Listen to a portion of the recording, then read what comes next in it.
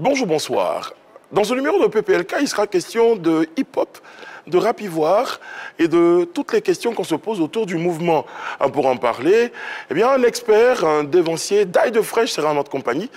Et il sera accompagné de Devon. Vous en saurez un peu plus en suivant ce numéro de PPLK. Suivez-nous.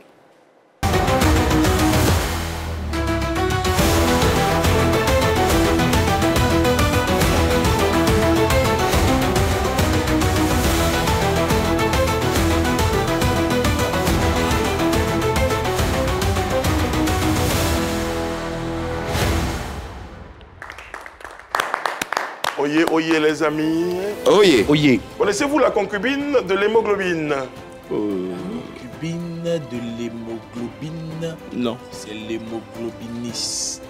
La concubine de l'hémoglobine est une chanson de MC Solar. Ah, d'accord. Ah ouais. J'ai vu la concubine de l'hémoglobine balancer des rafales de balles sur tous les descendants d'Adam, c'est accablant, troublant. Il a tout d'avant aussi pour rappeler. On a fait du rap, nous, que vous voyez là, on était dans le rap. Hémoglobine même, concubine de l'hémoglobine. Nous, c'est Bangé, ils sont en danger. Oui, non, et puis après... On est partout, partout.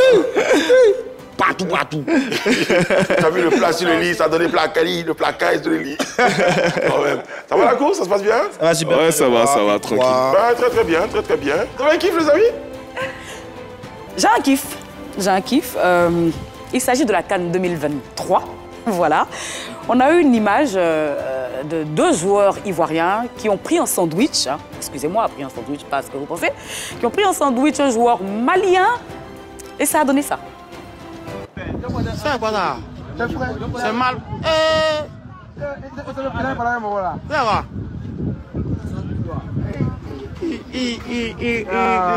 Allez, sur nous. C'est quoi? Donc voilà, c'est juste que, voilà. Il s'agit de caissier et Ndika. Oui. Voilà. Et ça a tellement plu aux Ivoiriens, cette image de deux Ivoiriens qui sont solidaires face à l'adversaire. Ils en ont fait des t-shirts. Donc c'est ça là, ils sont... C'est le mec qui est dehors qui a dit. Voilà. Donc le vendeur là. Depuis là, pour avoir les t-shirts officiels, c'est compliqué. Moi, je suis allée 1000 fois dans une, je dirais pas le nom, on n'arrive pas à avoir, donc les maillots là. Du coup, on va s'approprier ça. Je veux ce t-shirt. Monsieur le vendeur, si tu es là, que tu me regardes, il faut me livrer ce t-shirt là à domicile. Je veux douzaine. En fait tout ça, ça démontre que durant toute la compétition, le match qui a retenu l'attention de tous les Ivoiriens, c'est Côte d'Ivoire-Mali. C'est pas un débat. J'étais au stade, je peux vous assurer que l'ambiance était électrique. Ah ouais, Côte d'Ivoire-Mali, j'étais au stade? J'étais au stade. Et c'est la première fois que je partais au stade, mais c'était une ambiance que j'ai jamais vécue. Je pensais que j'allais m'évanouir. Ah ouais. Non, moi, j'étais à Ebimpe, Côte d'Ivoire, Nigeria. Oui, c'est moi qui ai annoncé le deuxième but de Aléa. Par flottage. C'est bien de porter ce t-shirt. 2.0. On va vous avoir le t-shirt et je pense que la prochaine fois que vous allez à Bamako, on salue d'ailleurs les téléspectateurs de Bamako. Oui, un gros big up à nos frères. Tu porteras ce t-shirt pour la Bamako. Même pas un rêve, quelle horreur. Moi, j'ai plutôt un no-kiff. Malheureusement, pour un artiste que je kiffe beaucoup. Ah. Je pense que ça sera aussi un no-kiff pour beaucoup de personnes qui le kiffent. Ou qui fait Burna Boy, mais ça, c'est un no-kiff. Regardez.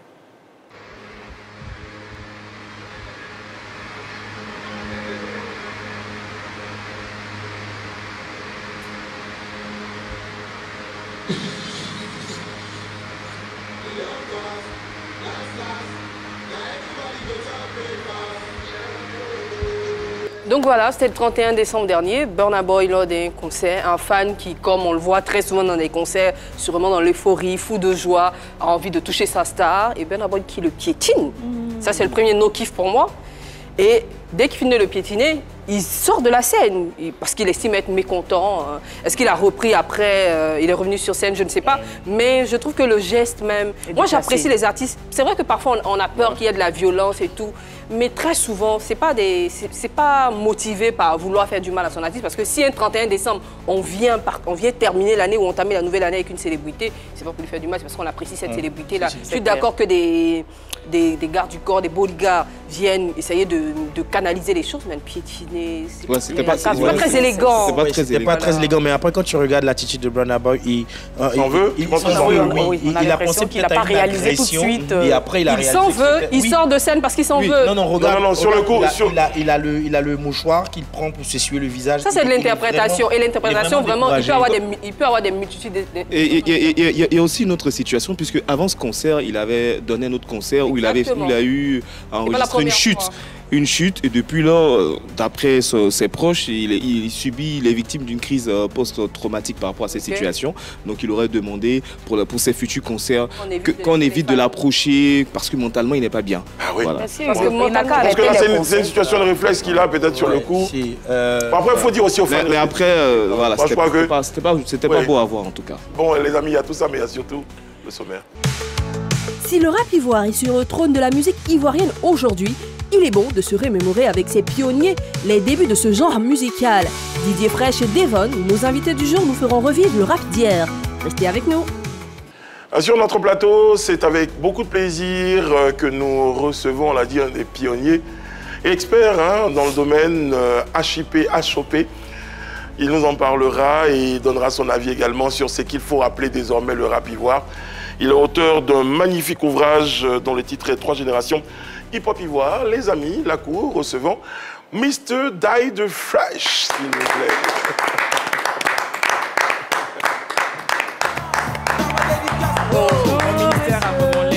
L'aide ne va te plaire. Quand on capte le mic, pour toi c'est la galère. Si t'es pas cool, tu meurs. T'es cool, tu meurs aussi. T'es foutu dans la vie si par hasard tu l'oublies. T'es un type pathétique, Malik de frère. Waouh. Moi j'appelle ça du hip-hop pur, ça, moi, du rap pur. Et franchement, c'est vrai que le nom a de l'impact. Die Fresh, toujours frais. Bonne heureuse année à vous. Merci. Santé, la paix surtout, et puis beaucoup de succès dans tout ce que vous allez entreprendre. Amen. Mais Die Fresh, ça me fait penser à quelqu'un. À lui surtout. Non, pas lui. Ah non, je ne rentre pas, comme tu dis toi-même. Je suis pas dedans.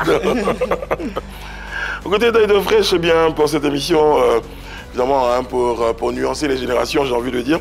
C'est Devon qu'on va recevoir juste à côté, pour essayer éventuellement de parler de transmission. Quelqu'un en parlait quand on préparait l'émission. Devon qu'on reçoit maintenant également sur notre plateau, juste après cette vidéo de présentation. Mais mes photos, oui, je suis en bas.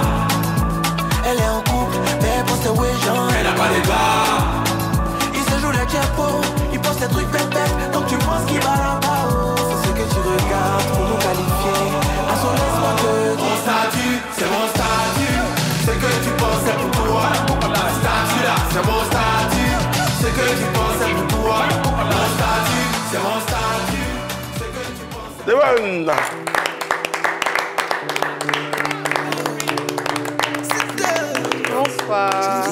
Alors, Devon, ça fait plaisir de te recevoir sur le Oui, mon vieux, plaisir partagé, grand plaisir. Tu ressembles à caissier, hein? On t'a jamais dit ça? Jamais de ma vie.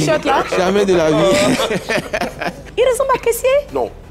Ah, la vie. On t'a déjà dit ça. Jamais. On m'a déjà dit Tamso, on m'a déjà dit. Voilà, mais Kessier, c'est la première fois. Kessier, c'est Non, c'est elle. Tamso, ouais. Un truc. Elle a un projet. Elle a un projet.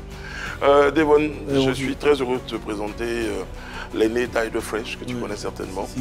Ben voilà, en tout cas, c'est un plaisir de l'avoir sur notre plateau. Je m'en envie, c'est un honneur à ce plateau. Un honneur même, ouais. Bah oui, qui fait les plateaux télé. Les potents du net, c'est maintenant. Jingle.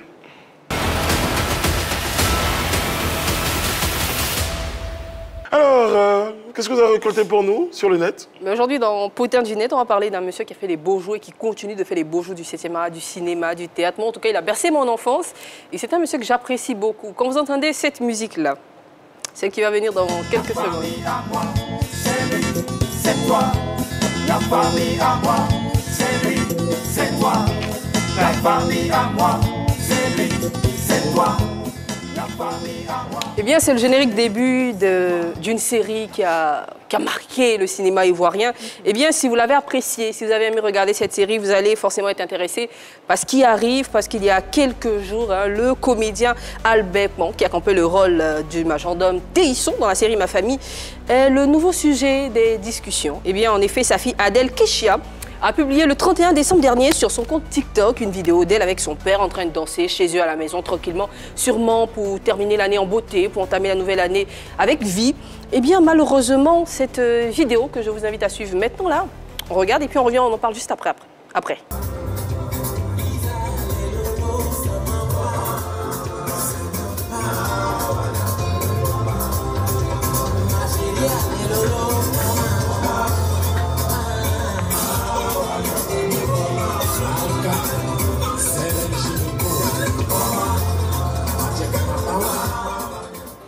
Eh bien, malheureusement, sous cette vidéo qui respire la quiétude et la joie, on a une multitude de commentaires peu reluisants qu'on a décidé de ne pas ramener ici pour ne pas encourager les personnes qui envoient sous des posts et à des célébrités, à des personnes connues, à des personnes qui font sourire d'autres, des commentaires négatifs. Eh bien, quand la jeune dame, la fille de Téisson, permettez-moi l'expression, a vu les commentaires, les réactions, elle a exprimé un ras-le-bol. Elle était saoulée, elle était fatiguée. Je vous invite à regarder la capture, on va lire ensemble ses propos. Elle a dit « Bon, c'est à cause de tout ça, j'ai la paresse de faire des vidéos avec le vieux parce que tu finis la vidéo, on trouve des faux sur ta maison, c'est là la vie de Téisson qui est là, il fait pitié, donc ton papa n'a pas construit, il n'a même pas de maison, on dirait un bistrot, attends donc de laisser ma maison pour faire vidéo chez les gens parce que c'est pas villa. » Et franchement, j'ai envie de lui emboîter le pas pour demander aux frères ivoiriens, qu'est-ce que vous voulez? On a des célébrités qui vous montrent un style de vie ostentatoire. Il n'est pas forcément le leur. Hein. Bien sûr, vous estimez que ce sont des michetonneurs. Des personnes ont envie de partager avec vous leur joie de vivre, leur réalité, la simplicité. Vous estimez aussi qu'ils n'ont pas villa. Papa, vous-même qui commentez là, vous avez combien de villas? Il y a ça aussi. Voilà la question. À un moment donné, il faut laisser les gens vivre leur vie tranquillement. Et franchement, j'envoie toutes mes bonnes énergies à Téisson, à sa fille, à sa famille. Et franchement, monsieur, vous avez fait les beaux jours du cinéma ivoirien et vous continuez de marquer votre histoire, continuez à vivre heureux. Moi, je vous envoie plein de bisous. Et je vais forcément demander à mes invités ici, que je vois, qui acquiescent et tout, qu'est-ce que vous pensez de toute cette histoire, des fans qui ont toujours des choses à dire, que ce soit bien ou pas? Adieu. Ben, je pense que la première des choses qu'il faut comprendre, c'est que on ne peut jamais faire l'unanimité. Dans la vie, il y a des hauts, il y a des bas. Et chacun a son éducation. Je crois que nous, au contraire, nous devons plus ou moins chercher à pouvoir aider vraiment ceux qui sont aujourd'hui les miroirs de la société. Parce qu'un monsieur comme Téisson, il a beaucoup apporté à la culture ivoirienne et africaine, hein, de manière générale. Et je crois que souvent, on ne peut que te cataloguer. On ne peut que te juger par rapport à ce que tu as et non ce que tu es. Exactement. Et je pense que ce qui est plus important dans la vie, il faut aimer une personne par rapport à ce qu'elle est et non ce qu'elle a. Merci beaucoup. Et pour moi, je me dis que c'est dommage que beaucoup n'ont pas compris ça. Devon, plus jeune, aujourd'hui, les réseaux sociaux, c'est l'occasion, c'est ça? Les réseaux sociaux, en fait, aujourd'hui, c'est devenu bizarre parce que mouton, c'est prend pour lion. Et puis analphabète, tu prends pour sachant. C'est pourquoi il peut se permettre de dire ce genre de choses. Sinon, le gars, il kiffe, tu vois, sa fille aussi est fière de son papa. Donc, elle fait ce qu'elle veut. Les gens, ils se permettent de dire n'importe quoi. Écoutez, il y a des gens, vous voyez, ils sont dans des voitures, c'est même pas pour eux, hein, c'est loué, c'est rien. Maintenant, si c'est ce que vous voulez qu'on vous montre aussi, bon, je sais pas, mais en tout cas, pour moi, c'est une très belle vidéo. Voilà, on voit le papa qui est en joie, on voit sa fille aussi qui est en joie, on le voit en train de rentrer dans... C'est ce qu'on veut voir. On ne veut pas le voir coucher sur un lit en train de demander ceci. C'est ça qu'on veut voir. Merci. En tout cas, nous, on va en profiter pour, tu le disais, Eunice, apporter toutes nos bonnes pensées à Téisson. C'est pas penser seulement, c'est gros cœur sur papa Téisson. Papa Téisson, gros cœur sur sa toi. Aussi, vis ta vie comme tu l'entends, ainsi que ta fille. Vous n'avez rien à prouver à qui que ce soit. Basta. En 2025, progressons. Je vais terminer la phrase. Non, non, mais là, je t'arrête encore parce que... Non, je m'amuse. Bon, un t-shirt pour chaud, là, c'est terminé. Je rigole pas. Non, non, mais c'est vrai. Et puis, à toutes les célébrités, à toutes les personnes qui, chaque jour, travaillent à offrir du bonheur aux uns aux autres, souvent même au risque eux-mêmes de se mettre en danger. Parce que souvent, vous passez beaucoup de temps à offrir du bonheur et vous n'avez même pas le temps de faire attention à un certain nombre de choses. Mais qui sont ces gens qui viennent vous juger? Bien, voici la question. Bon, sur ces belles paroles plutôt responsables, on va évoquer notre sujet. Merci beaucoup, Eunice. Demain, vous nous direz encore ce que vous avez retenu sur le net. Tu as tué, j'ai aimé. C'est bon, on a aimé, on a beaucoup aimé. Dans les fraîches, on parle de mouvement hip-hop.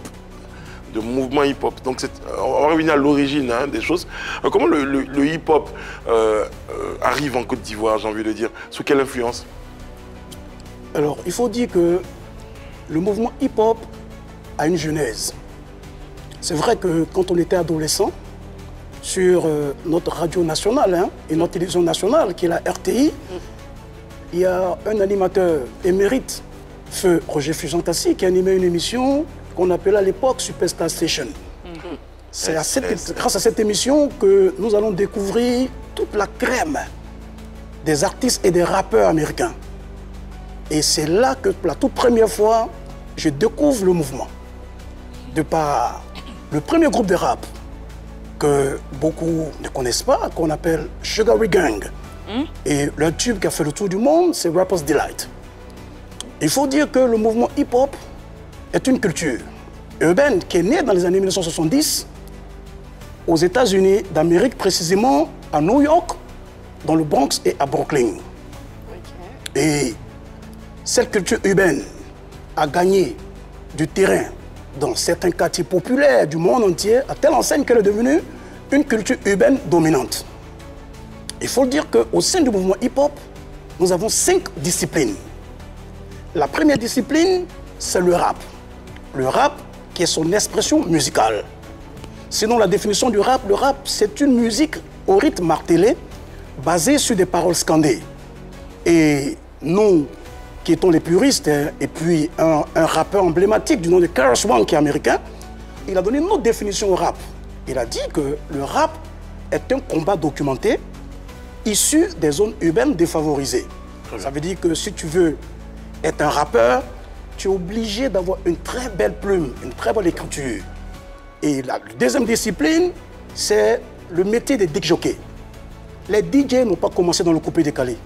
Les DJ ont commencé dans le mouvement hip-hop. Et le premier disc jockey que le monde entier a connu, il est jamaïcain d'origine. Il s'appelle Clive Campbell, connu sous le nom de DJ Kool X. C'est le premier DJ que le monde entier a connu, précisément fin 68 des années 70. C'est le premier qui avait l'art de mixer et de scratcher la musique. Sur les platines. Ouais. Sur les platines. La troisième discipline, c'est le beatboxing. Le bruitage de musique par la bouche. Par la bouche, oui. Parce qu'à l'époque, on n'avait vraiment pas de gros moyens pour entrer en studio. Et bien sûr, aux États-Unis, c'est là qu'on découvre. Et comme c'est un mouvement de rue? Et c'était... On faisait du bruitage comme ça, pour écrire nos textes. Et la quatrième discipline, c'est la danse. Vous avez tous connu le breakdance. Aujourd'hui, le breaking est rentré comme discipline aux Jeux Olympiques. Et vous savez que la japonaise Ami a été médaillée d'or. Et la dernière discipline, c'est effectivement les graffitis, les flex, murales. Très bien. Donc voilà les 5 disciplines qui sont au sein de ce mouvement hip-hop. Donc Superstar Station permet de découvrir toutes ces disciplines-là et j'ai envie de dire, elles rentrent dans la culture des jeunes Ivoiriens de l'époque. Voilà. Et puis, en 85, à l'émission Nangélé, Yves Zogo Junior revient de la France parce qu'en 84, c'est l'avènement du breakdance. C'était encore un style musical qui était méconnu du grand public. Et Yves Zogo Junior animait une rubrique à l'émission Nangélé. Il venait danser avec son groupe ACB, Abidjan City Breakers. C'est là que nous, qui étions encore adolescents, et bien sûr l'ensemble des Ivoiriens, découvrent cette culture urbaine qui est le hip-hop. Très bien. Avec son groupe ACB, Abidjan City Breakers. Et puis bien sûr, en 89, de par le biais d'un producteur émérite, vraiment que tout le monde a connu ici en Côte d'Ivoire, feu le boss François Cognan, nous allons découvrir 3 jeunes qui ont sorti un album qui a fait le tour de la Côte d'Ivoire et le tour de l'Afrique. Le groupe c'est RAS, rien à signaler. Voilà comment je peux vous expliquer un peu la genèse du mouvement hip-hop en Côte d'Ivoire. Et puis en 90, nous allons maintenant assister à une floraison de rappeurs et groupes de rap, en l'occurrence G-Eyes, Rap Kenny, Roche B, AGG, Zino, et bien d'autres. Parce que moi, je vais vous demander, monsieur Daider, c'est comment les Ivoiriens accueillent et acceptent surtout le hip-hop qui vient d'un État anglais. Nous, on est francophone, on ne parle pas anglais. Comment on est attiré par ce style de musique ou par ce style de vie? Oui, ce n'était pas nouveau. Parce que déjà à l'époque, on dansait le disco et le funky. c'était déjà rentré dans nos mœurs. Parce que ce que tu ne sais pas, c'est que la Côte d'Ivoire avait la plus grande discothèque de toute l'Afrique de l'Ouest à l'époque. Il y a une radio urbaine que vous connaissez, au plateau. Juste à côté, il y avait le cinéma Le Paris. Et là-bas se trouvait une grande boîte de nuit qu'on appelait le Magicircus. C'est là-bas que s'organisaient les concours intercommunaux. Et chaque commune avait ses danseurs. Par exemple, Yopougon, on avait Ziké, on avait Charlie Beauzieux, on avait DJ Ben, Al Capone, Glaoyong, Mose Genko, Fox. Moses. Il en parle avec passion. Oui. Adjamé Pacom, il y avait Dikao, Johnson, JPPP, Grégoire, Pikirou, Papchek, et Chek du moins. C'était, et puis sans oublier, il y avait Chalama. Il y avait Grand-Père Bobo, il y avait Henri IV, il y avait Bouna, il y avait Pablo. C'était comme ça. Donc, tu comprendras que je ne te donne pas la parole parce que pour l'instant, c'est... Il n'y a même pas de souci. Je note, t'inquiète pas. J'allais tenter de demander à Devon, après l'exposé du doyen. C'est ça. Est-ce que lui, il avait connaissance justement de... Est-ce qu'il était né? Non, déjà, je n'étais même pas né. Non, mais si. On n'était pas né. Si, il y a beaucoup de... Est-ce qu'il a eu connaissance de toute cette étymologie-là avant de te lancer dans le... que le doyen vient d'exposer. Vraiment être sincère, comme un peu la totalité de ma génération. Non, on avait vous êtes tombé dans le rap. C'est ça. Alors, moi, je vais continuer sur l'exposé de Dider Fresh. Là, en 1989, on a le bonheur de découvrir le groupe RAS. Et là, ensuite, on a la naissance de deux clans de griffes. Le ministère authentique, représenté par Almighty, la flotte impériale de avec Stezo. Comment Dider Fresh intègre le ministère authentique? Alors, ce que je voulais préciser, qui est très très important, le premier mouvement de rap que la Côte d'Ivoire a connu, c'est le MUR. Oui, le MUR. Le mouvement universitaire de rap. Dont le leader était Balou Maclenoir, Kajim, et puis par la suite, Djidji Zapaero a intégré le mouvement. Premier mouvement, le MUR. Et puis, moi j'étais en terminale. Almighty, je le rencontre en 88, lors d'une soirée. À l'époque, on appelait ça les guinches. Et j'ai un ami d'enfance, Pierrot, et c'est comme ça que je découvre un jeune grand détail, à l'époque qui s'appelait Papson. Et il a mimé sur la musique de Eric Ben Rakim, You Know Aga Soul. Parce qu'Almighty, son modèle, son référent en matière de hip-hop, c'est Rakim. C'était un très bon rappeur. Peden Fool a fait le tour du monde. Et puis c'est comme ça qu'on décide de se mettre ensemble pour former le groupe Kid FT. The Kid of the Man whose the reason death was truth. C'est-à-dire les enfants de ceux qui sont morts pour la vérité. Parce que nous, à l'époque, on était vraiment influencés déjà par le panafricanisme. Déjà à l'époque, on avait déjà des modèles au niveau de l'Afrique. Et puis, par la suite, étant en terminale, je vois qu'en France, il y a déjà le 501 de MC Solar qui se crée. Bon, je regarde un peu aux États-Unis, il y a Africa Bambaataa, la Zulu Nation. Je me rends compte que les mouvements, les postes se créent un peu partout dans le monde. Donc, je dis à Almighty, il faut qu'on fasse à son impossible. Et c'est comme ça que l'idée, quand j'ai vu ce que Maclenoir a fait avec le MUR, l'idée m'est venue de faire soit le ministère authentique. Parce que je me suis dit, il faudrait qu'on ait un style authentique, mais au lyrique véridique. Ce que je voulais dire, c'est que c'est une réalité et c'est une vérité. Parce que, vous savez, la première guerre qui a commencé dans le mouvement hip-hop, c'était une guerre de tendance. Pourquoi? Parce qu'à l'époque, les producteurs, les maisons de distribution voulaient absolument qu'on fasse et qu'on chante et qu'on rappe comme le groupe RAS. qui avait beaucoup de succès. Est-ce que non, pardon de t'interrompre un peu, est-ce que ce que le groupe RAS faisait à l'époque, c'était du rap? Parce qu'à un moment donné, on l'a identifié au Zigei. Donc le Zigei, c'était une forme de déclinaison du rap. Une déclinaison du rap, on était un peu perdu. C'était plus tropical, donc on avait le sentiment que c'était plus proche des Ivoiriens. Il faut le reconnaître. Vous savez, ça peut prendre du temps. Nous, à l'époque, on était très jeunes et on ne savait pas que la seule façon de pouvoir faire la différence, c'est d'apporter ce qu'on appelle une valeur ajoutée. RAS a regardé ce que faisaient les Américains. Ils se sont dit, on ne peut pas mieux faire que les Américains. Ils ont vu ce que faisait Solar, ce que faisait IAM, ce que faisait NTM et toute la crème du hip-hop et démocratie en France. Est-ce que je rapperai mieux que Solar en français? Non.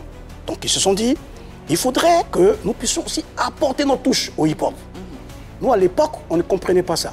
La preuve, c'est qu'aujourd'hui, on parle de rap. De rap hip-hop. C'est grâce au groupe RAS.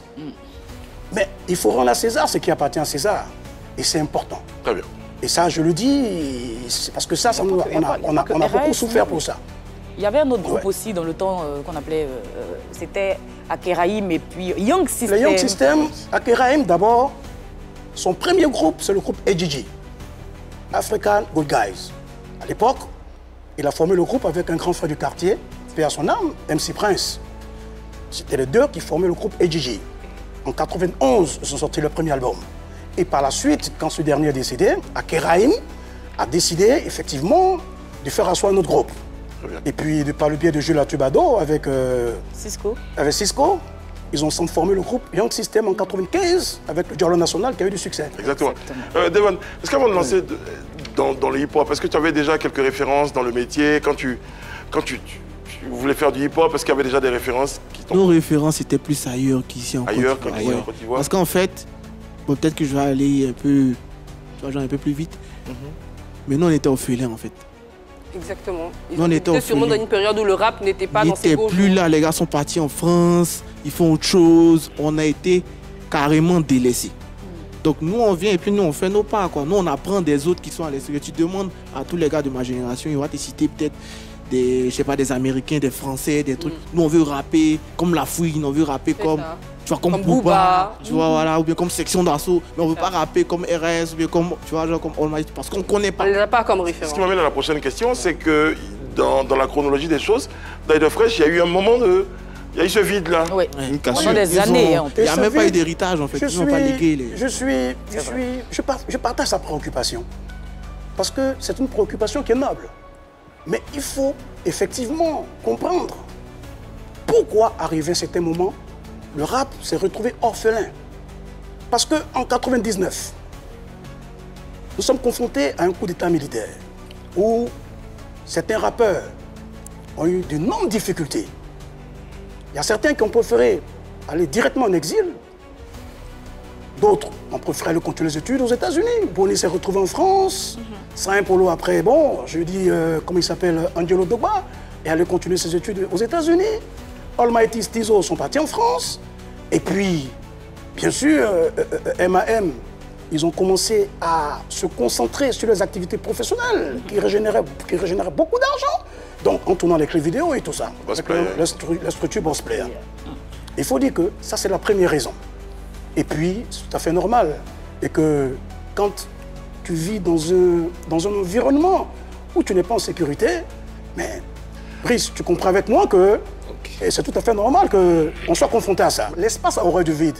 Brice, il n'y a personne. On ne me tenait pas là, si on n'est pas là, il n'y a personne. La deuxième raison, c'est que nous assistons en 2002 à l'avènement du coupé-décalé. Tous les DJ qui étaient les adeptes du hip-hop, DJ Jacob est devenu un artiste, Kalouji est devenu un artiste, la Dream Team DJ sont devenus des artistes. Mais comprenez qu'on ne fait plus la promotion du hip-hop. On va envoyer personne, oui. Les jeunes sont livrés à eux-mêmes. Nous, aujourd'hui, arrivé à certains moments, on est obligé d'aller vaquer à nos occupations professionnelles, Brice.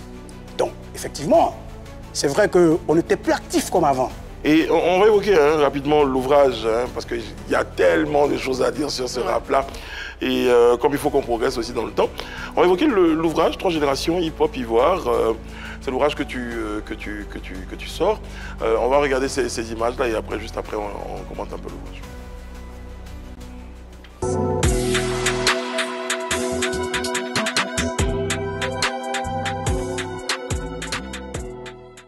Salut la famille, je suis aux zones, aux ZONE, l'officier supérieur, je suis avec la famille, je suis avec mon frère Nordil, je suis avec mon frère Alpha O, mon père Die The Fresh, mon père X Fontaine, et nous sommes ici dans un temple. Nous, on a été reçus par notre père à tous, Yves Zobo Junior. Nous sommes venus pour une mission très très spéciale. Nous sommes venus présenter un livre qui a été écrit par Die The Fresh. ça part de vérité, ça part d'écriture de l'histoire de notre culture, notre passion, le hip-hop. Vous avez présenté le livre à Yves Zobo Junior, mais pour revenir à l'ouvrage, c'était quoi la motivation de l'écriture de cet ouvrage? La motivation, c'était pour 2 raisons fondamentales. La première raison, c'est que il était important, vraiment, pour moi, de permettre aux générations actuelles et à venir d'entendre, d'écouter et de comprendre effectivement l'histoire du hip-hop en Côte d'Ivoire. Ça, c'est la première raison. La deuxième raison, c'est qu'en une décennie, nous avons perdu Almighty, le dieu du swing, Jean-Marc Guirandou, MC Claver, Baba Cool, Angelo Dogba, Kesdo, La Bise. Finalement, nous nous sommes dit, qui va pouvoir retracer cette histoire pour permettre aux générations de pouvoir, comme je le dis tantôt, de savoir exactement ceux qui ont été, mais des figures de proue de ce mouvement hip-hop en Côte d'Ivoire. Très bien. D'ailleurs, c'est super motivation. Hein. Merci beaucoup justement pour tous les fans de hip-hop et même pour d'autres qui vont avoir l'occasion, pour la nouvelle génération, de découvrir. Jeune, tu achèteras le livre. 3 générations, c'était lesquelles la génération?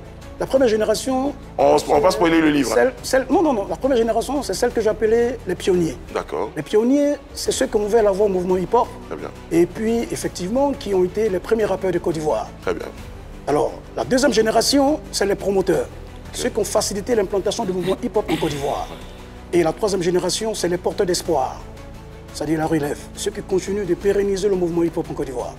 Donc, je suis allé sur 3 critères. Le premier critère, c'est d'abord leur discographie. Le deuxième critère, c'est les actions dans le mouvement hip-hop.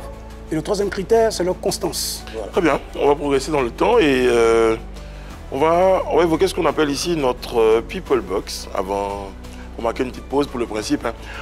Adaï de Fresh m'a proposé ma fameuse boîte que je garde soigneusement pas loin de moi. Et à l'intérieur, il y a des questions. Donc, Devon, tu es exempt de l'exercice aujourd'hui. Mais tu achèteras le livre quand même. Paul Box, le jingle.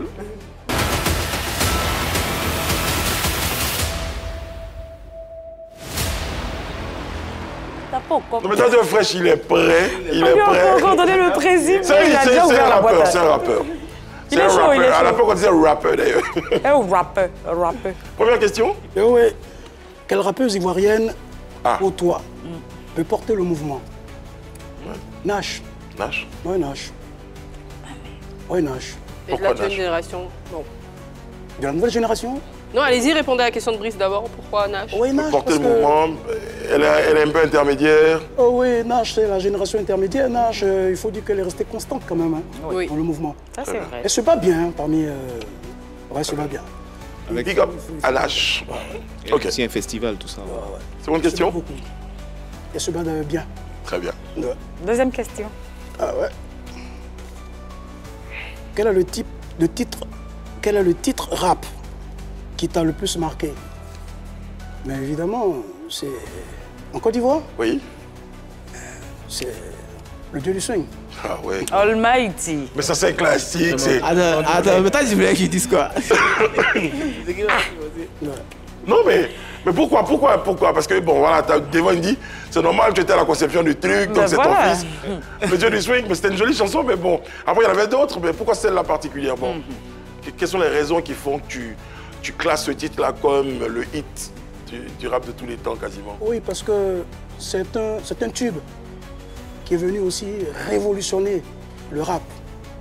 Voilà, c'est un tube qui, je dirais, qui a marqué beaucoup de générations. Et pour moi, j'ai vu que cet album, Le Dieu du Swing, avec l'album d'Estizo, Le Prix à payer, on a vu que c'est 2 rappeurs qui ont divisé la Côte d'Ivoire en 2 et toute l'Afrique de l'Ouest en 2. Parce que c'était la guerre des tendances. Et pour moi, Almighty, Le Dieu du Swing, c'est un tube qui restera gravé dans nos mémoires. Est-ce que les jeunes, vous savez qu'il y avait une parole dans cette chanson qui disait « Avec le prophète de la rage, j'ai décidé de mettre en évidence mon œsophage » et il faisait... Quelle horreur. Je dis quand même, il faut penser à cela. Troisième question. Ah oui. Qui pour toi est le meilleur rappeur de toutes les générations confondues en Côte d'Ivoire? C'est une colle. Ah ouais. Je dirais encore que je suis dans une combine. Almighty. Ah ouais. Très bien. Est-ce que c'est pas parce que c'est le protégé, c'est lui qui est sorti justement de vos entrailles? Mais est-ce que tu peux montrer ton village de la main gauche? Non, mais après, il faut être objectif. Non, objectif. L'évolution. Je dis ouvertement, c'est pas moi qui l'apprécie. C'est pas moi qui ai apprécié les 6 albums que Almighty a produits. Ce sont les mélomanes. Oui, il y a des statistiques qui l'ont dit. Oui, mais là on te pose la question à toi. On a dit toute génération confondue. Oui, donc dans les générations, dans la catégorie même que vous avez fait, qui figure dans le livre, dans les 3 générations, on inclut justement même la génération actuelle. Donc Devon, Didi B. Devon, du coup, il était plus concentré. Frangin, cette nouvelle génération, elle a du chemin. Je me réjouis parce que, et ce serait une lucarne pour moi, de saluer un monsieur comme X-Fontaine, qui est mon jeune frère. Et ça tombe très bien que vous évoquiez X-Fontaine, parce qu'on l'a en ligne, justement. Vous avez l'occasion de le saluer directement. X-Fontaine est en ligne. Bonjour X-Fontaine, comment ça va? Ça fait un peu froid, mais bon, ça va. Je suis pressé de rentrer au pays. Bah oui. Ça va. Très bien, ça fait plaisir. X-Fontaine, on est sur le plateau avec Die Fresh, que tu connais très très bien, qui s'apprêtait d'ailleurs à te faire un petit coucou. Et Die Fresh, l'ancien? Oui. L'ancien? Qu'est-ce que ça t'évoque quand tu retrouves Die Fresh comme ça? Qu'est-ce que ça t'évoque tout de suite? Bon, déjà Die Fresh, on est souvent ensemble. Mais bon, Die Fresh, c'est quelque part quelqu'un de passionné dans ce qu'il fait. Et sa passion, il a une grande passion pour le hip-hop, pour la culture rap. Et il a depuis toujours, Die Fresh, c'est le grand frère, le couveur de Almighty, celui qui a couvert Almighty, entre autres. Et puis voilà, c'est quelqu'un qui, depuis des années, depuis maintenant plus de 30, presque 40 ans, se bat pour cette culture. Et puis je lui dis big up pour cette œuvre colossale qu'il nous donne pour le hip-hop de Côte d'Ivoire. C'est clair. X-Fontaine, le regard aujourd'hui sur le hip-hop, sur le rap en général en Côte d'Ivoire? Ben, moi, je peux... vous savez, tu sais, moi, ça fait presque 40 ans qu'on se bat pour cette culture. On ne peut qu'être content de savoir qu'aujourd'hui, voilà, c'est la musique numéro uno, c'est la culture. Et puis, le hip-hop est une culture mondiale. Et donc, la Côte d'Ivoire s'inscrit dans cette symphonie mondiale-là de la meilleure des façons aujourd'hui. Et pour nous, on ne peut que dire Dieu merci. Merci beaucoup X-Fontaine, merci pour cette intervention. Je sais qu'il fait très très froid, donc rentre vite au pays. Ouais, sérieux, je suis pressé de rentrer là. Merci, c'est gentil. Alors justement, X-Fontaine, il fait partie des, comme on dit, des garçures quoi, du milieu. Oui, il faut dire que, il faut reconnaître que X-Fontaine, avec cette nouvelle génération de promoteurs, je veux parler d'animateurs, je veux parler de mon fils Ozone, Afribamba, de Ricky, de Doy. Ils sont nombreux comme ça, ceux qui sont les administrateurs de toutes les plateformes numériques et qui font la promotion, effectivement, du rap ivoire. Et pour moi, je voudrais encore leur dire merci. Et il y a des noms quand même qui portent aujourd'hui ce hip-hop, Eunice. Justement, on parle de nouvelle génération, je vais plus parler des femmes. Il y en a peu dans le milieu. Vous, en tant que devancier, quel conseil pouvez donner à ces jeunes dames comme Drea, Oprah, Mosty, pour qu'elles réussissent aussi à imprimer leur nom dans ce mouvement hip-hop? Mais déjà, elles le font bien, pour qu'on puisse assister à une floraison, effectivement, de femmes dans le mouvement hip-hop. Il faudrait qu'on soit beaucoup attentionné. Qu'on prenne le temps, effectivement, de les écouter, de leur donner l'envie. Parce que si je commence à refouler Oprah, à lui dire que ce que tu fais, ce n'est pas bon, elle va s'isoler. Mais si je l'encourage, elle va continuer dedans. Donc je pense que pour que les femmes, selon les jeunes filles, puissent véritablement s'adonner à ce style musical qui est le rap, il faut les encourager. Voilà, Nash a donné, presque a donné le temps. Parce que Devon veut rien. Nash, Et puis oui, je pense qu'elles sont déjà encouragées. Elles n'ont qu'à juste s'entendre, c'est tout. Parce qu'en même temps, c'est un autre sujet que ça évoque. La première chose, c'est que les aînés ont besoin de les encourager, mais à elles maintenant de s'organiser. Il n'y a pas de souci, elles sont déjà gamines, elles ont vu des modèles de réussite. Il n'y a pas de problème. Elles aussi, elles ont leur modèle, il n'y a pas de problème. Mais après, si tu t'entends pas avec ta propre sœur, que finalement, toi-même, tu viens marcher avec les garçons. C'est ça le truc, donc elles-mêmes n'ont qu'à bien se comprendre là-bas et bien développer. Ça vous arrange bien, Non, ça vous arrange bien, ça vous arrange bien. J'ai un autre pionnier du hip-hop en ligne, et ça va te faire plaisir. J'ai Stezo. C'était le rival de l'époque. Stezo qui donne son regard. La rivalité, elle est toujours là. Quand je regarde la mine de comment tu observes, quel est ton regard aujourd'hui sur le hip-hop actuel globalement, Stezo? Bonjour Brice, bonjour à tous les téléspectateurs. Écoute, par rapport à la question que tu me poses, mon regard sur ce qui se fait en matière de rap aujourd'hui, je voudrais tout simplement dire que chaque génération a son orientation propre, que ce soit dans le domaine de l'inspiration, que ce soit dans le domaine de l'écriture, des textes, etc. Je voudrais juste aujourd'hui encourager, n'est-ce pas, le travail qui se fait aujourd'hui. Et je profite de l'occasion que tu me donnes pour remercier ma patronne, Madame Françoise Remarque, ministre actuelle de la Culture, et qui fait beaucoup pour la musique en Côte d'Ivoire et qui fait beaucoup pour le rap et pour le hip-hop, parce que dans le passé, ça a été très rare des ministres qui accompagnaient la culture à ce niveau-là, et surtout le rap. Je voudrais encourager ceux qui font du rap aujourd'hui, comme Didi B, comme Imra, et je voudrais surtout donner un conseil. Évitez les clashs, évitez les combats entre vous, parce que à notre époque, Tupac et Biggie sont morts, et je pense que c'est vrai que marketingment parlant, c'est la culture qui gagne, mais c'est très très très dangereux. Évitez la drogue, évitez l'alcool, évitez tout ce qui est débauche, etc. et pouvoir avoir un développement artistique correct. Merci. Merci Stezo. Merci pour cette intervention-là. Quand tu le regardes, tu penses à des... C'était chaud à l'époque. Mais on parle de rivalité, Almighty Stezo, Imra, Didi B aujourd'hui. Moi, je veux bien avoir l'avis de Devon sur le conseil qui a été donné par le grand frère, qui dit qu'il faut pas entrer dans des bagarres, dans des clashs inutiles et tout ça. Toi, tu penses quoi? Est-ce que ça fait partie du game, ou vous dites, nous, on est jeunes, c'est notre game, on est dedans? Est-ce que c'est le marketing? Ou tu estimes que c'est un conseil à prendre? Bon, déjà, c'est un très bon conseil déjà, parce que lui, il sait pourquoi il dit ça. Exactement. Ils se sont battus, beaucoup. À la fin des sound systems, à la fin des voix, ils sont battus. Tu vois, bon, en fait, pardon, ça n'a rien donné. Mais après, je me dis qu'il y a une manière d'utiliser aussi.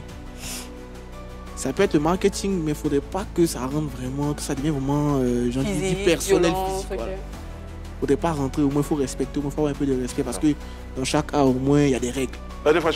Merci Devon. Daniel Fresh, qu'est-ce qui fait la différence entre ce qu'il y avait comme rivalité Almighty Stezo aujourd'hui, Imra, Didi B? Quand on compare, c'est quoi la différence dans ces rivalités entre guillemets? Non, je me dis que d'abord, il faut comprendre que à l'époque, Stezo et Almighty, c'est vrai qu'il y avait une guerre de tendance. Il y avait les adeptes d'Almighty, il y avait aussi les adeptes de Stezo. Mais en vérité, je dis, c'était pour faciliter ce qu'on appelle le jeu, le game. Mais en vérité, ils n'avaient pas de problème les deux. C'était des amis. Et c'est ce qu'il faut comprendre. Stezo et Almighty étaient amis. Donc c'est avec nous qu'ils ont joué. Oui, des amis. Vous voyez comment ils jouent avec les gens? C'est le même conseil que Stezo a donné à nos jeunes frères, Imra et puis Didi B. Je me souviens, c'est comme c'était hier. Brice, c'est encore les adeptes de Tupac et de Biggie qui se sont affrontés. Tupac est mort, c'est pas Biggie qui a tué Tupac. C'est pas Tupac qui a tué Biggie, mais ce sont les fans, les adeptes. C'est pour cela que quand la passion commence à prendre une autre tournure, il est important. Parce qu'aujourd'hui, qu'on le veuille ou pas, Didi B, c'est un leader d'opinion. Imera, c'est un leader d'opinion. Oui. Donc, il est important et que nous, arrivé à certains moments, il fallait qu'on s'asseye à Djamé. Je ne vais jamais oublier ça, c'est une petite anecdote. Le concert du 7 juin, le face-à-face, le défi Almighty Tizo. Mais tu t'imagines, il y a eu un déferlement humain à Djamé. Les Blackies étaient tous en pris d'assaut l'Hôtel Ivoire. Mais après le concert, mais ils ont été bien déchaussés. Ils ont été bien déchaussés. Mais tu t'imagines, arrivé à certains moments, il fallait que Almighty s'asseye avec les jeunes d'Adjamé pour leur dire, écoutez, nous sommes dans un game. Il n'y a pas de rivalité entre Steve et moi, c'est mon frère. Mais comprenez ça. Parce que là où les choses sont parties, il ne faudrait pas que demain, ça se termine comme on a vu ce qui s'est passé aux États-Unis entre Tupac et Notorious B.I.G. Très bien. Bon, allez, on a dit des choses qui font peur, mais bon, on va faire des choses qui rendent heureux. On va revenir au rap, on va revenir au hip-hop. On a Devon qui est là. Devon, tu pourras nous proposer un petit freestyle quand même.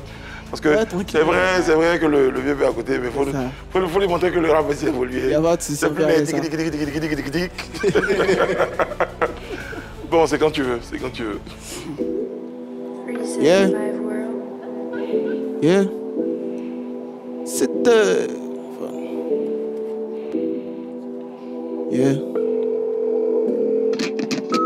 Par contre, la prod, c'est quoi cette singerie là? Yeah. Mais quand j'arrive tout de suite. Rien ne se perd dans la vie.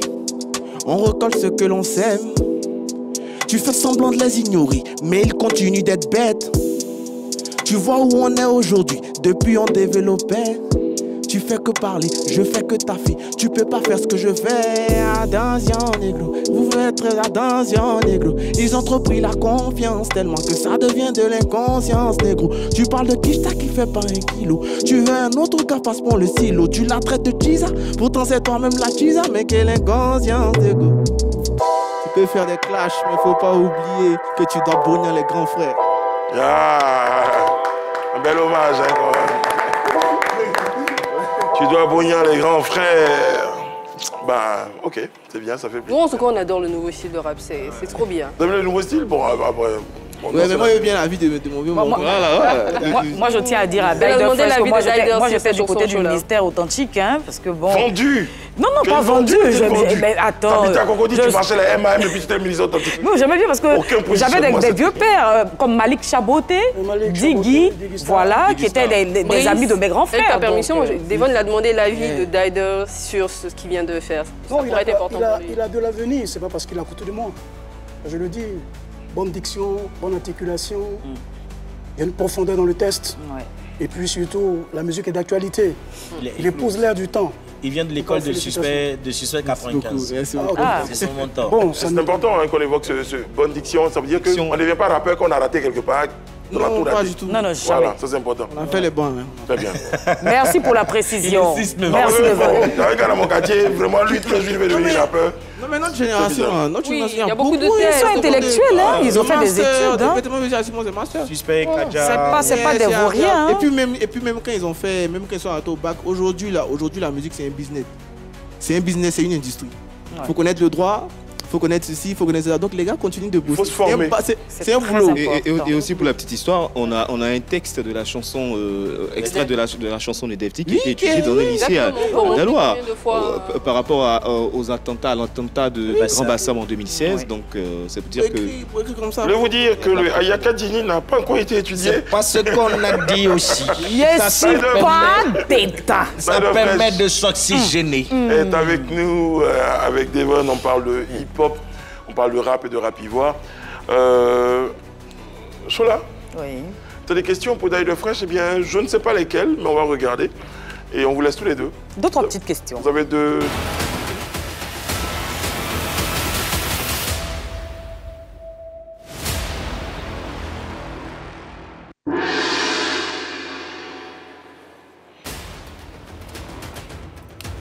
Rebonjour Dider Fresh. Bonjour. Alors, moi, je veux qu'on revienne sur ta carrière d'ancien rappeur. Est-ce que concrètement, le rap t'a nourri par le passé, financièrement parlant? Est-ce que tu t'en sortais? Je dirais oui et je dirais non. Non, pourquoi? Je dirais oui parce que ça m'a permis d'avoir ce qu'on appelle de la notoriété. Parce que c'est vrai que tout n'est pas l'argent. Et tout n'est pas l'argent. Et puis par la suite, je dirais non parce que à l'époque, on ne gagnait pas aussi beaucoup d'argent que maintenant. Quand je vois les concerts, les entrées 100 000, 50 000, nous à l'époque c'était 2 000, 3 000 et 5 000, pas plus. Donc voilà, je veux dire que j'ai plus beaucoup de notoriété, je suis un peu connu, c'est ce que le hip-hop m'a apporté, mais en termes, je dirais, de ressources financières, je dis non. Justement, est-ce que c'est pas parce que tu ne gagnais pas beaucoup d'argent dans cette histoire-là que tu as raccroché? Non, pas parce que j'ai raccroché. Arrivé un certain moment, j'ai connu ce qu'on appelle beaucoup de méchanceté et beaucoup de déception de la part des jeunes frères que je voulais aider et que j'ai beaucoup aidé. Ils ne m'ont pas ramené l'ascenseur. Et arrivé à cet moment, on peut avoir quelques noms. Il fallait... Hein? On peut avoir quelques noms? Non, je préfère tel et non. Bien sûr, c'est pas les noms. Justement, pas dans cette rubrique. Oui, quand on en parle, il faut dire les choses. J'estime que c'est du passé. Et mais le passé nous intéresse. Si c'était du passé, tu n'allais pas en parler. C'est parce que c'est toujours d'actualité que tu en parles. Deux, trois petits noms rapidement comme ça. Non, en fait, je le ferai prochainement. Je le ferai prochainement. Ah oui, peut-être encore pour une autre occasion. D'accord. Alors, selon certaines indiscrétions, hein, les gens estiment que les rappeurs de maintenant, entre autres Didi B, Suspect 95 et autres, gagnent mieux leur vie comparé à vous autres qu'on qualifie de vieux rappeurs. Hein. Est-ce que tu n'es pas un peu aigri quelque part? Non, je ne peux pas être aigri. Je le dis chaque fois. Hein. Je dis que chaque époque a ses réalités. Et puis chaque génération a sa conscience. Il ne faut pas comparer les époques. Vous voyez, il ne faut pas comparer les époques. Je me réjouis aujourd'hui du fait que beaucoup de promoteurs, je dis bien les promoteurs, ont compris qu'il faut mettre beaucoup d'argent pour en gagner beaucoup. Et aujourd'hui, je me réjouis du fait que je vois mon jeune frère Didi B, que ce soit Suspect 95, mais c'est parce qu'aujourd'hui, ils ont... Vous savez, le talent ne suffit pas. Hein. Pour réussir une carrière musicale, il faut être vraiment bien entouré, bien encadré. C'est pour ça que l'art de la réussite, c'est vraiment savoir se faire entourer des meilleurs. D'accord. Ouais. Aujourd'hui, tu ne rappes plus, hein? C'est bien ça. Tu n'es plus sur la scène musicale. Hein? Tu es devenu écrivain? Non, pas que je suis devenu écrivain. L'écriture, c'est une passion. Ça, c'est depuis très longtemps. Mais aussi, ce que vous devez savoir, et je le dis, c'est que dans cet ouvrage, je relate aussi l'histoire de tous les rappeurs qui, au soir de leur vie, sont devenus des serviteurs de Dieu. Et je le dis ouvertement, c'est que j'ai aussi un appel sur ma vie. D'accord. Et par la grâce de Dieu, je suis en train de rentrer en studio. Mais pour sortir... Dieu, comme Guy Vincent Kodja? Oui, par la grâce de Dieu. Et j'ai un album en vue, dans le but de pouvoir glorifier le nom de Dieu. La carrière musicale n'a pas marché. C'est l'affaire de pasteur là qui va marcher? Non, non, non. Mais en fait, il faut comprendre que c'est un métier noble. Être un ministre de Dieu. C'est un métier noble. Oui, mais justement, c'est ce que je dis. Oui. Est-ce que c'est pas parce que ça n'a pas marché dans la musique qu'aujourd'hui tu deviens pasteur? Non. Quand on sait que Guy Vincent était un rappeur dans ce pays, un grand rappeur, d'ailleurs, on salue sa carrière. Aujourd'hui, c'est un homme de Dieu qui brille, de mille feux. Il a beaucoup d'argent, on va se dire les vérités. Est-ce que tu n'as pas justement envie de lui emboîter le pas parce que tu n'as pas réussi dans la musique, donc tu veux faire comme Guy Vincent? Et ça va chez lui? Non, non, non. Ça n'a rien à voir. Ça n'a vraiment rien à voir. Vous savez... l'homme a beaucoup de desseins dans son cœur, hein, mais il n'y a que seule la volonté de Dieu qui s'accomplit. Je pense qu'on n'est pas dans un esprit de regarder l'autre, mais je veux dire que c'est selon que l'esprit dispose les choses. C'est pour ça que la Bible dit que mieux vaut la fin d'une chose et que son commencement. Avec Dieu, c'est la fin qui compte, c'est pas le début. D'accord. Voilà. Là, tu as écrit un livre sur le hip-hop. Est-ce que tu penses que la jeune génération, comme des rappeurs comme Devon, pourront lire ce livre-là? Tu penses que ça va les intéresser? Oui, ça va les intéresser parce que d'abord, ça a un très bon contenu. Ça a un très bon contenu. Et au-delà du contenu, il faut dire que je compte effectivement organiser une tournée dans les universités, dans les lycées et collèges, pour effectivement animer des masterclass. Oui. Pour pouvoir expliquer, parce que c'est important, parce que vous voyez, Vous voyez, mais est-ce que ça va intéresser la jeune génération de rappeurs? Parce que les enfants la courent vite par rapport à vous. Hein. Oui, non, mais ça va les intéresser. Tu es ça sûr? va les intéresser, oui. On verra bien. À cause du contenu. Ça va les intéresser parce qu'ils en ont besoin de connaître la genèse de ce style musical qu'ils pratiquent aujourd'hui. Très intéressant. Et ça, c'est important. Est-ce que tu pourrais te remettre au rap? Mais justement, c'est ce que je dis. Je dis que je suis en train de préparer une œuvre discographique, mais à la gloire de Dieu. Donc, c'est pour gagner de l'argent ou bien... Mais tu n'as pas peur un peu d'être un peu dépassé? Non, non, en fait, ce que je dis toujours, c'est que ce qui est intéressant, on fait toujours ce qu'on appelle la mise à jour. Et il faut épouser l'air du temps. Tu peux courir les enfants là? Non, ce n'est pas une question de courir. Ce n'est pas la course. En fait, ce que tu dois savoir, Frangine, le plus important, et comme je dis toujours, c'est de pouvoir sortir une œuvre discographique et que les gens pourront apprécier. Dans un public, effectivement, hein, il y a différentes personnes qui sont là, qui écoutent. Il y a certains qui peuvent épouser ce que tu fais, aimer ce que tu fais. Par contre, d'autres peuvent ne pas aimer. Très bien. 3 générations, hip-hop, ivoire. C'est l'œuvre de Die de Fresh qu'on avait sur notre plateau. L'œuvre est disponible dans toutes les librairies? Oui, pour le moment, à la maison d'édition. Très bien. French. Et c'est cette maison d'édition qui va se charger de pouvoir faciliter la distribution de proximité dans les librairies et puis dans tous les points agréés. Et je vais aussi profiter de l'occasion pour dire que le livre aussi est disponible à la Fondation Global Action, qui m'accompagne dans toute cette caravane de proximité, de vente et de promotion du mouvement hip-hop. Mais ce qui est intéressant, c'est que l'année 2025 sera véritablement une année très mouvementée. Parce que nous comptons organiser le concert 3 générations hip-hop. Wow. Ça serait la toute première fois de voir les 3 générations sur la même scène. Et ça, nous comptons l'organiser pour pouvoir permettre à toutes les générations, parce que ce que vous devez savoir, c'est qu'en 2025, le hip-hop aura 40 ans en Côte d'Ivoire. Et nous allons profiter de l'occasion pour célébrer les 40 ans du hip-hop et puis dire officiellement merci vraiment à celui qui a été le premier rappeur de Côte d'Ivoire, Ezobo Junior, qui va aussi fêter ses 65 ans. Ça sera l'occasion pour nous de dire merci à tous les acteurs principaux, tous ceux qui ont été des figures de proue, qui ont écrit les plus belles pages du mouvement hip-hop en Côte d'Ivoire. Ceux qui ne sont pas, ils seront décoratés de posthumes, et ceux qui sont vivants, vraiment, auront leur décoration. Très bien. Voilà. En tout cas, ça fait plaisir, et puis c'est un projet qu'on va suivre, qu'on va accompagner, qu'on va soutenir, parce que ce rap-là, c'est finalement notre rap. Il a besoin d'être soutenu. Merci, Devon. Merci d'avoir été en notre compagnie. Die de Fresh, merci. Hein? C'est un bonheur, c'est un honneur de t'avoir sur le plateau. Oui, merci pour cette masterclass. On attend l'album. Merci pour cette présentation et de ce que tu nous as permis de revivre les meilleurs moments du hip-hop au cours de cette émission-là. On aura certainement d'autres occasions de te recevoir. Bon la cour, merci beaucoup les amis. Merci Brice. À nos téléspectateurs aussi. On vous donne rendez-vous demain pour un autre numéro. C'est ça. D'ici là, prenez soin de vous, que Dieu veille sur vous.